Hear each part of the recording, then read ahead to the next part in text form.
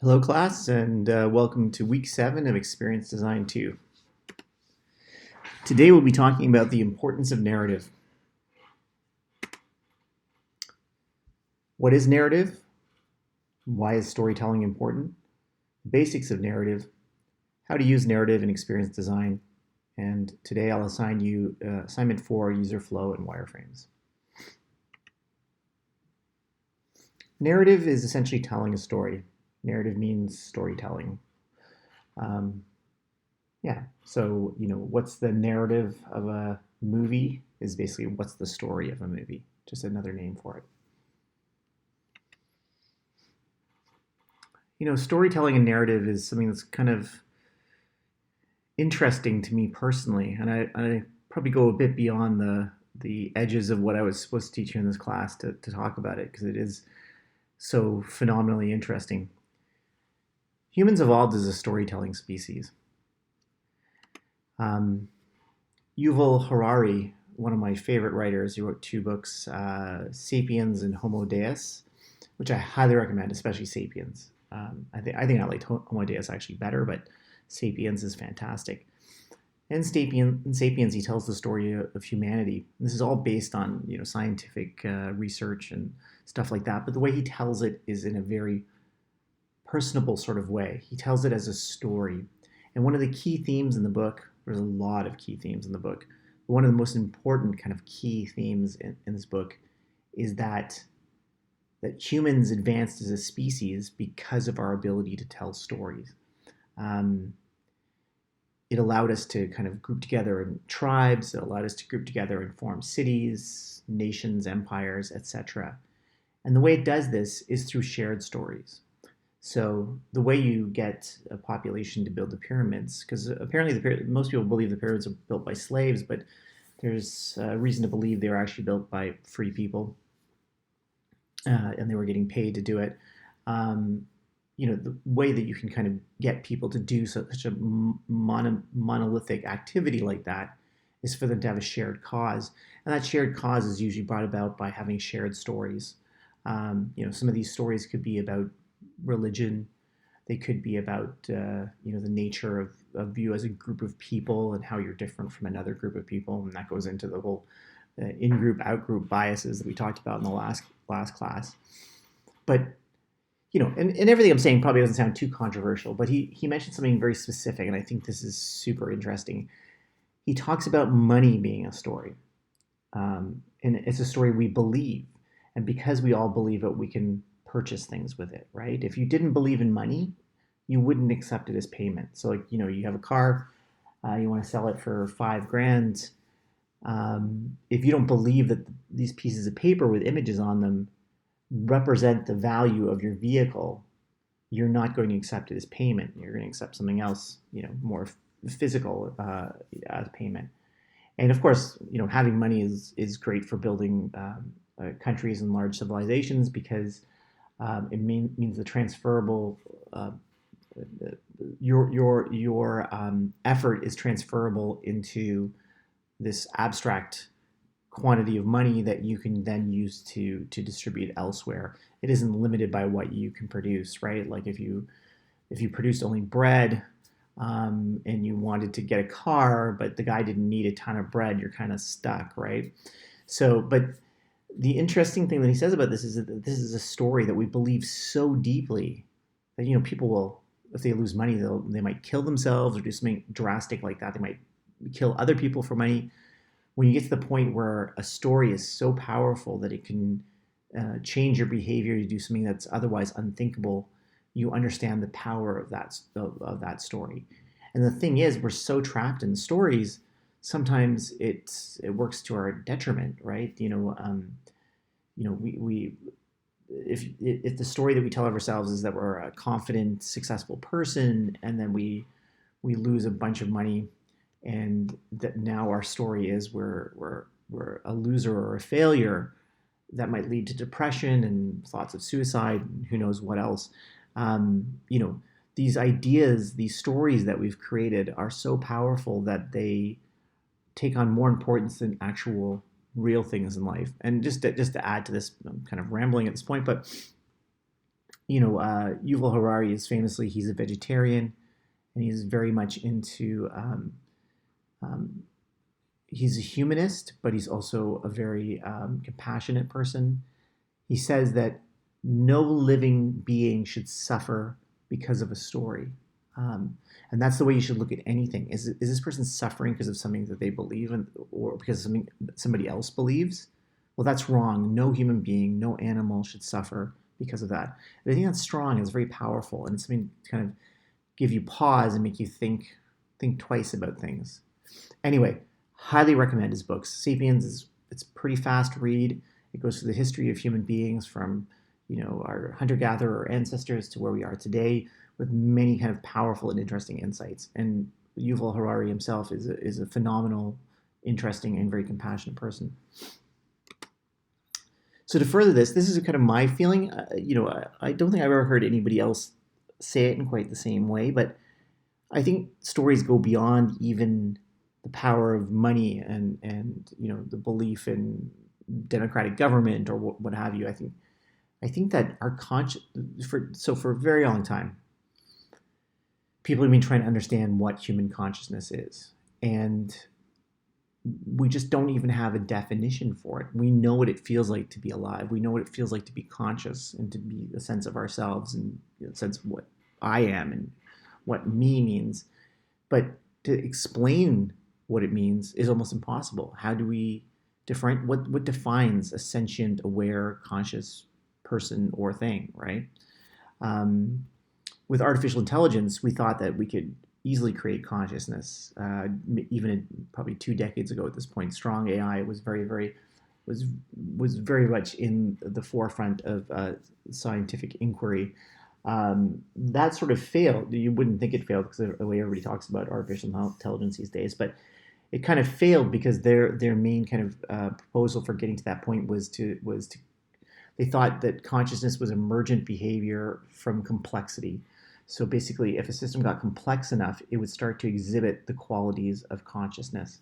Now, a lot of people didn't agree with them. They did thought that was too reductionist. That the idea of consciousness could just be just complexity, right? It just kind of this magic box called complexity. That if you make it complex enough, consciousness springs forth. Well, it turns out the naysayers were, at least for now, correct. The paths to consciousness in computers basically ended up in a dead end with the whole complexity thing. The complexity thing was based on some things like flocking behaviors and slime mold and stuff like that. Basically, when simple organisms act together, they can act in a way that's greater than the sum of their parts.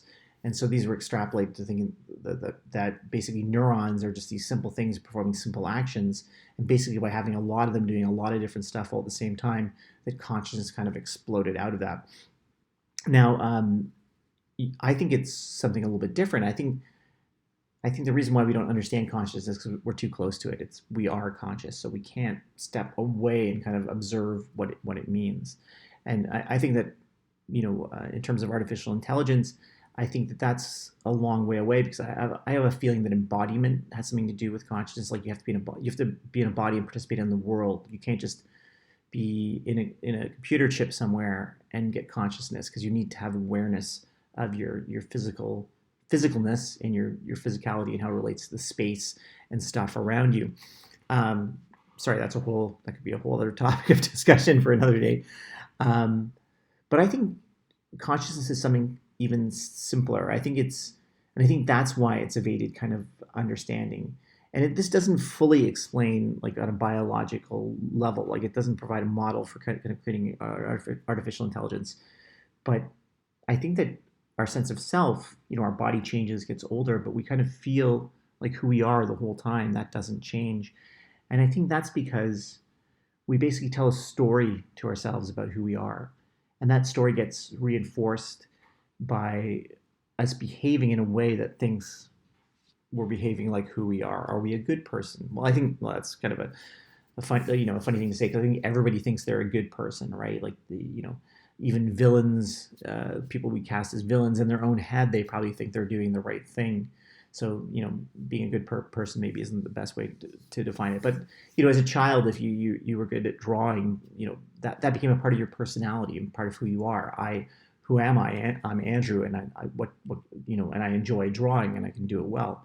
And we sort of build up our personality through these sort of little build up the house of our personality, these little bricks that are nuances and aspects of our personality, that we create this like story about ourselves. And our idea of self and who we are is held together by this story. um, this may not make sense at first, but to me it feels right. Anyway, this is a personal observation. I need to kind of dive into it more to be able to explain it better. I know that I'm not great at explaining it right now because I keep trying to, and I'm not always successful. But I just think you should keep. I think that at the very least, what it says that stories are so important to us, it may actually be the thing that we are made out of. Right? That's how important it is. It isn't just like an aspect, like, oh, James, he's great at telling stories. It's we're all telling stories all the time. We're telling stories to people outside of us, and we're telling stories to ourselves all the time. And this is important to think about because um, this is like the way humans communicate. This is the way we understand things since tens of thousands of years. The sitting by a campfire and telling a story has enabled us to achieve an identity as a person, achieve identity as a tribe, as a group, etc. Very important. How does this relate to this class or work you want to do in the future? Well, I think that it's much easier to convince somebody of something if you can tell a story about it. One of the best creative directors I ever had, he wasn't the best creative director in terms of his creative side, perhaps, but he could walk into a room and win over those clients like that. And the reason why, well, he was charming, he had that, but he would just be spinning stories left, right, and center. First, he'd warm them up by spinning stories about his personal life. He'd start talking about the creative, and he always found a way to kind of tie that the part of the story of the creativeness with something in his personal life, and people loved it. They ate it up, even though as I was watching and I knew what was happening, in the creative sessions leading up to this, I myself may not have been so convinced that his approach was the right approach, but he was stunning and awesome to watch. And this is probably the first or second most important thing in your career that will make or break your success in life in your chosen field, is your ability to communicate, but specifically your ability to communicate through telling stories, especially if the subject matter you're talking about is complicated or not well understood by the general public. People are more accepting. I could go into a presentation and show my clients data from their website about how people drop off here and there and all that kind of stuff. And they might understand it. I'm not saying that approach doesn't work. It sometimes does, and for specific people works really, really well. But it's not really going to win them over, right? It's like data, right? What's going to win them over is the story that you tell about that data. Like, why did everybody drop off on that page? And it's like, well, we've discovered that, through user research that, stay-at-home moms or dads are very time constrained. And when they're trying to purchase this thing, they don't have time for all the extra questions you put on the site. And this kind of slows them down. And at some point they give up. And so this is a part of the story where you're having challenges, you're not winning over your clients. So, if you can kind of cast it in the terms of a story, and it doesn't, I don't mean a story necessarily like going, and Mary went to the store, though that, I think that works as well. I think that even in the form of your presentation, and we'll talk a little bit more about that later. So I wish I could show you videos in here. I think I'm afraid of actually throwing it in because I think that YouTube will take it down as a copy strike. But Steve Jobs, you're all young enough, you may just know his name, but don't really know about him. I grew up and I would wait for his keynotes with anticipation. His keynotes were famous. He could sell anything, and he could make anything seem exciting and amazing. Um, and you watch him, and what can I say? Like, you're not thinking to yourself as you're watching him, like, oh, this is like a super charming man, and or whatever. Like he still seems like an odd person. You don't know whether you'd want to go for a beer with him, but for whatever reason, his ability to kind of get up on stage and talk about things in a way, he could do it in a way that would excite and interest people. Um, and it's normally in class in this semester, I'd show you a video where he talks about the Apple brand. He left Apple for a while. He was fired actually, and then he came back again. And when he came back in, he changed a whole bunch of stuff around inside the company. And when he did that, he went and like talked to his engineers, to tell them about the brand.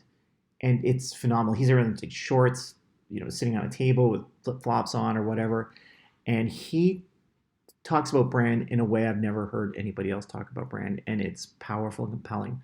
But the one I want to talk about here is that, his keynote for the iPhone is super interesting to watch right now, and I think you guys would be like really kind of interested in this because you guys have grown up with smartphones, so you don't really think about them too much. You don't think about their form factor or where the touchscreen works or why it has two volume buttons and one power on off button and that's it.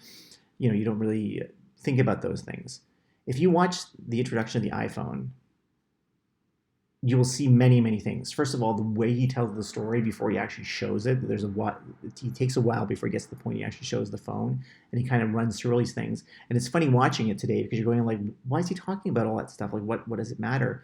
And then you realize, oh yeah, people haven't seen this before. They've never seen. They don't know why you need this thing, right? Like, why do you need a phone that can do so many different things? We had, Palm Pilots and Blackberries that could kind of do some of these things, but he put a whole bunch of stuff in there, and so he actually kind of breaks it down, and it's amazing. It's amazing the fact the way he tells that story. It's amazing to hear the crowd's reaction to him, like when he scrolls on the iPhone screen for the first time, and there's like a acceleration and a bounce at the end. People gasp audibly. Now, part of that's the amazingness of the technology. The other thing too is that the way he presents it. Just as a side note, it's amazing how close we still are to that original iPhone, even with the newest phones today. And Android and everybody else has kind of copied that style, and so much to the point we don't even question it anymore. The glass screens, that was brand new on an iPhone. You never had a glass screen on a device before. Multi-touch, yeah, touch screens were crappy for the iPhone. Even the number of buttons on it or the accelerometer, they built so many of the things they figured out ahead of time. This is something they could have rolled out in bits and pieces. Anyway, I could go on forever about this. Highly recommend if you have like 5-10 minutes. It's probably even longer than that. You're super bored one night. Look up Steve Jobs, iPhone launch. Anyway, I'm going to take forever with this presentation. I don't get on. As you can see, I'm actually super interested in this subject matter. Yeah, in today's world, storytelling has become a key skill for the job market. If you're a salesman, for sure. If you're a creative director pitching stuff, for sure, you need to be able to tell a story. But I think it goes to almost any career, to almost any interaction, that if you want to convince somebody of something, that you have to be able to tell a story about it, right? You can't just lay out the facts. It's not enough. You have to be able to tell a story. And that story will make them trust you and believe in you and be more likely to buy what you're selling, essentially. So why is it that stories affect us so deeply? Well, the scientific explanation is that, we have these neurons in our brain called mirror neurons that fire off when we see, like if you're watching a movie and somebody cuts their finger with a piece of glass, you're likely going to wince. And the reason why you wince is because you have these things called mirror neurons, which make us feel empathy for people on a very, very deep level. So, when we hear somebody telling a story, it fires these, especially if the story has the ability to kind of create a sense of empathy.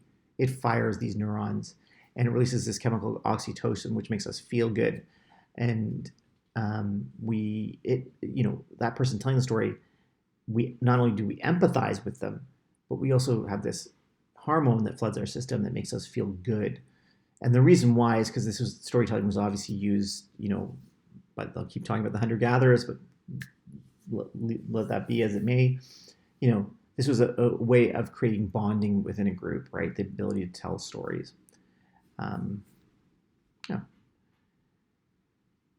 I come from my family lives in England, in Liverpool, and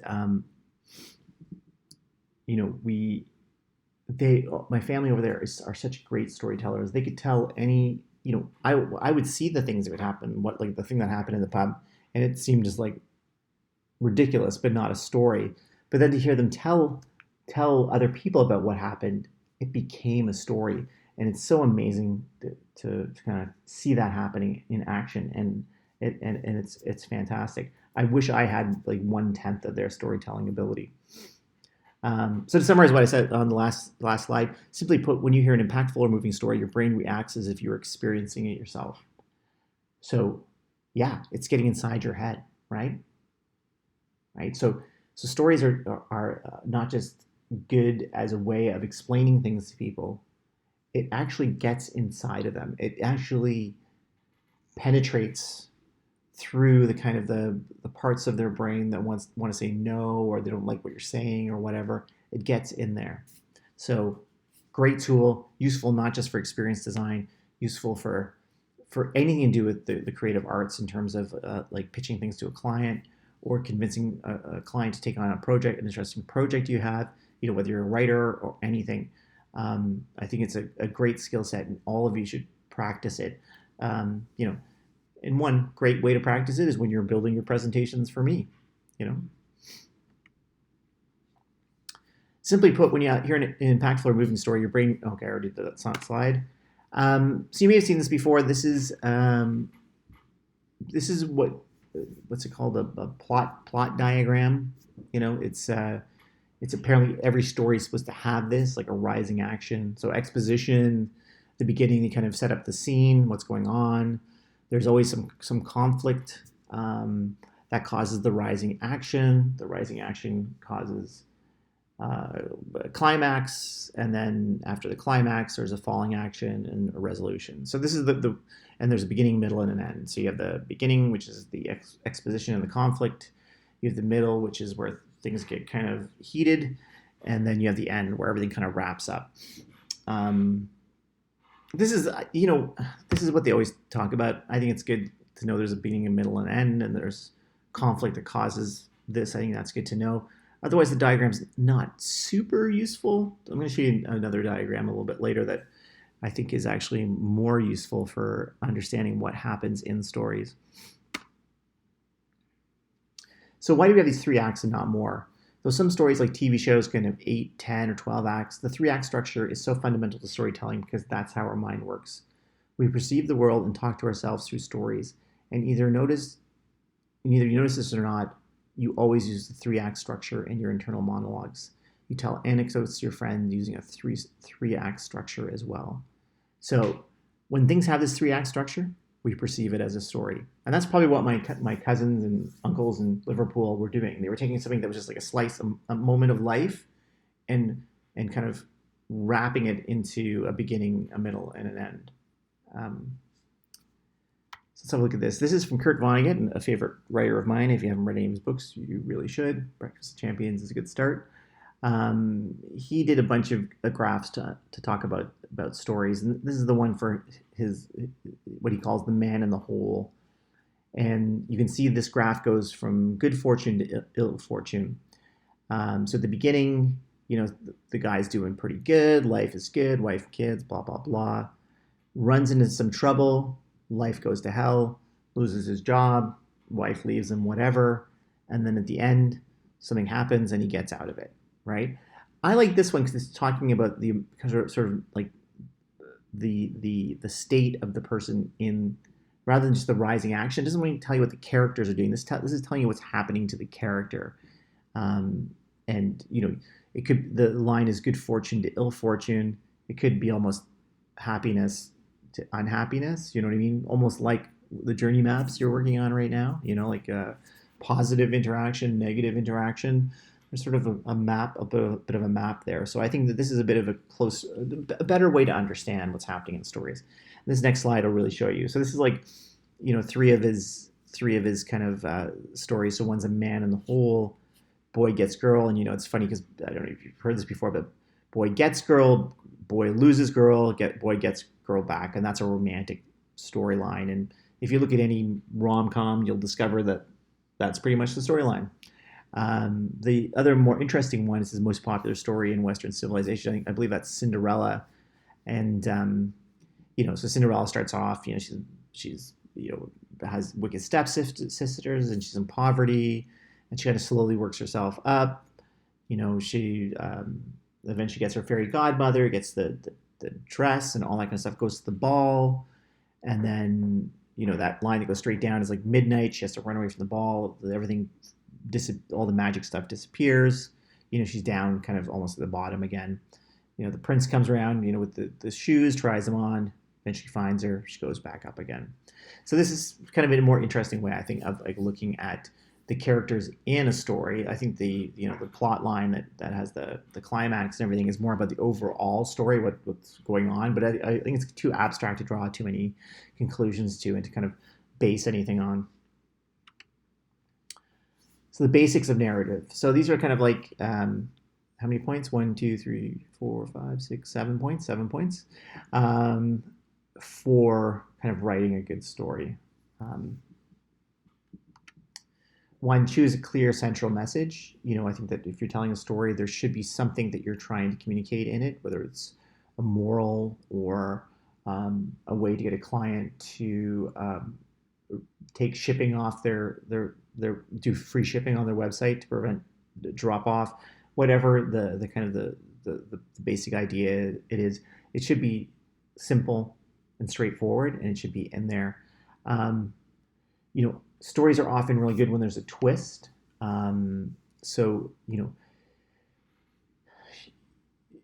the twist should still be based around the core message. So often what ends up happening is something that's established at the beginning is flipped on its head towards the end, the climax, and then you get the resolution. If you're telling I'll just read this through. When crafting a story, you should have a definite idea of what you're building towards. If your story has a strong moral component, you'll want to guide listeners or readers to that message. If you're telling a funny story, you might build towards a twist that leaves your audience in stitches. If you're telling an engaging story, try to increase the dramatic tension and suspense right up to the climax of your narrative. Regardless of what type of story you're telling, it's important to be very clear around the central theme or plot point that you're building your story around. Embrace conflict. So we mentioned this before. So one of the key things in most stories, I don't know, can you think of a story that doesn't have conflict? I don't know. That's a challenge to you, students. Try to find me a good story that doesn't have conflict in it. As a storyteller, you can't shy away from conflict. Great storytellers craft narratives that have all sorts of obstacles and hardships strewn in the path of their protagonists. So basically, most good stories, the hero is trying to overcome something.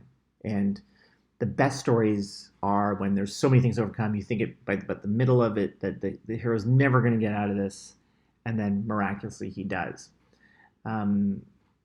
So that's kind of what makes a great story. I think of something like The Matrix, right? Like Neo, and he's learning the Matrix stuff and all that, and he has to fight against these agents. Then it gets to this point where Morpheus is taken, and the what's his name, Cypher kills the people on the ship, and you're like, oh my God, what's going to happen? They're doomed, right?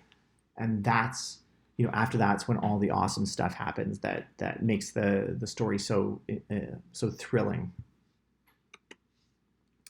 Have a clear structure. We talked about this: beginning, middle, and an end.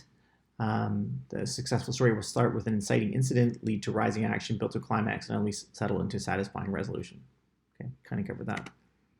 Mine your personal experiences. So this is always great. Like if you can put stuff in there that's from your own personal experience, it'll give that reality that will make people connect with it and have empathy for the story you're telling.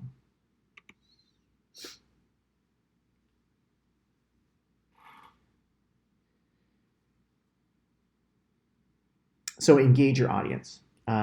This can relate to many different things, but one of the things that's important with engaging your audience, I think, if you're telling a story in a meeting kind of situation, is don't rush through the story. Take your time. Take your time. That's one thing I learned from my cousins in Liverpool. They would draw out even the simplest story really, really long. And it just added to the power of the story at the end, because usually it's a funny story. Um, you know, talk naturally, but be excited when you're talking about it. When something exciting happens in the story, build up that sense of excitement. And I think I've told you this before. When you're presenting, you should present your designs and your concepts with excitement. Even though it might seem forced, it doesn't matter. People won't read it as being forced. They will feel your excitement and feel it themselves. It's a great way to convince people of things. The other one's observe good storytellers. I listen to a lot of podcasts. There's one called the Moth, which has like people telling stories. A great way to kind of improve your skill at telling stories is to listen to other storytellers. Narrow the scope of your story. So this one's important because, like, my girlfriend, when she tells a story, I don't know what's happening about midway through. She goes on so many tangents. I love her, but it really is difficult listening to her tell a story. So make sure you keep out kind of extraneous stuff. Make it very, very focused, right? Very simple but engaging. You don't want to add too much non sequitur kind of stuff that distracts you from the kind of the drive of the main storyline. So to use a graphic that can kind of show you really, how do we use this in experience design? This graphic kind of will show you like a great example of how we can just merge these two things together, and it totally relates to your journey mapping project. So you have the plot with the rising action, the climax, falling action, all that kind of stuff. Okay, you've seen that beginning, middle, and end. Look at this. This is a customer user journey, basically, that follows the same format as the storytelling that we showed. They see like a beautiful picture in a magazine. They read top features, watch a video, go to the online store, add the thing to a cart, purchased it. That's the climax. They look at other things they may like based on that. And the end of the story is the confirmation email. You can see that kind of the ideas related to narrative and storytelling have a direct one-to-one correlation with being able to describe a customer journey. Yeah. So, you may ask yourself, how do you apply this to experience design? I just talked about it a little bit there. But, I'm not going to spend a ton of time on this because I think it's not that difficult to see how the two things work together. UX essentially is crafting two stories, one detailing what needs to be improved, and another describing the ideal user journey, so what it should be if there's no problems, right? So, one story you can tell to your client is the user experience of somebody coming to buy their product and having a difficult time buying it or having a bad time with support. And the next story you tell is how you fix that, right? Like this, or to show what they're doing wrong. You tell them the story of what a perfect user experience is. In the research phase, we collect information, tell a story of the frustrations of users on the current user journey. User interviews, empathy maps, quantitative research, and journey maps all help to tell this story. To convince your clients of the best approach, you need to craft a convincing narrative to tie all this data together. So that's it. You got all this research, all this stuff, and how do you get it communicated to your client? The best way to do is to put it together and to tell a story. You can tell this narrative in many forms. The most convincing and important and meta is your presentation itself. Your presentation should have a beginning, a middle, and an end. The beginning should show your research, the middle should show your insights, and the end should show your solutions. You should think of your presentation deck as if it's a story, and it should be a complete story. When you read through it, it should have like the exposition at the beginning. What's going on? Where are we? What time period it is? What are the challenges the hero faces? The middle should be like, um, you know, the the kind of insights and things that you've gained along the way, the good, the bad, the ugly, and the end. You should show the solutions that you've come up with. So just as a personal note, in my business, when I want to communicate a complex interaction or something to a client, I often rely on telling just a little tiny story. Um, a lot of times that makes it much clearer how something's going to work than trying to describe it in sort of technical terms. Maybe even more so than a wireframe in some circumstances. Just as a little example here, this is something I copied this and pasted this right from an email, and I actually did a longer one. I just didn't want to bore you by going too much in detail, but we were asked to kind of come up with a concept for a video game for a company that does green energy, and they wanted it to be zombies. That's what they said. So this is what I pitched them for one possible concept. I kind of reiterated the brief. It's going to be a simple, engaging video game that entertains and educates users about the Power Hub product offering. The high level kind of functionality is it's a single level game, 5 to 10 minutes playthrough. It isn't super complicated. Basic skill level to play through. Should be challenging but easy enough to play through first time. So that's a good thing to establish with video games. Like, do you have to try to play it multiple times to kind of win? For most marketing kind of video games, it's usually they want you to. They don't want you not to be able to fail, but they want it to be pretty easy to not fail. Desktop only. That's just because it's actually quite difficult to program these kind of games so they work on mobile devices in a web browser. High level gameplay. So this is like a little tiny snippet of a story. Trade show zombies attack. You play as a lone survivor fighting against trade show zombie hordes. Various trade show tropes will be used as game elements. Zombies chasing you with brochures, trying to pull you into their booth, etc. The point of the game will be to utilize Power Hub services to escape the horde and find escape in the Power Hub booth.